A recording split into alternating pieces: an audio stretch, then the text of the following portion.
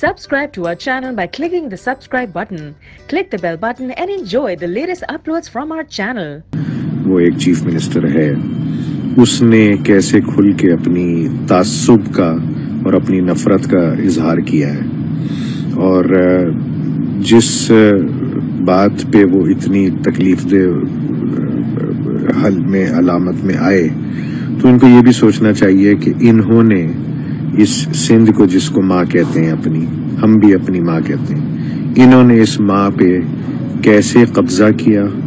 کیسے لوٹ کھسوٹ کی، کیسے ظلم و زیادتی کی،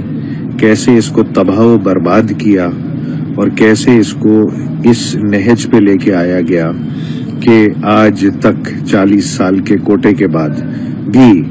یہ اندرون سندھ میں ترقی نہیں لا سکے، نہ وہاں پہ لوگوں کے حالات زار اور زندگی کو بہتر کر سکے۔ ان کا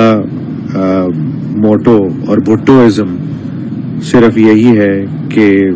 دھونس دھمکی، زبردستی، بدماشی اور کھینچا تانی اور چھین کے اور جھپٹ کے اپنا حصہ لے لو، باقی جائے سارے بھاڑ میں۔ 1500 ارب روپے کا انہوں نے پچھلے 10 سال میں ڈیولپمنٹ بجٹ نکالا ہے، اور وہ ہمیں کہیں پہ بھی لگتا ہوا نظر نہیں آ رہا۔ کراچی کی عوام کو بے وقوف بنانے کے لیے انہوں نے 2018 کے الیکشن سے 1 سال 1.5 سال پہلے ایک پیکج کراچی کے لیے کچھ ڈیولپمنٹ کرنی شروع کی۔ وہ بھی نظر آ رہی ہے کہ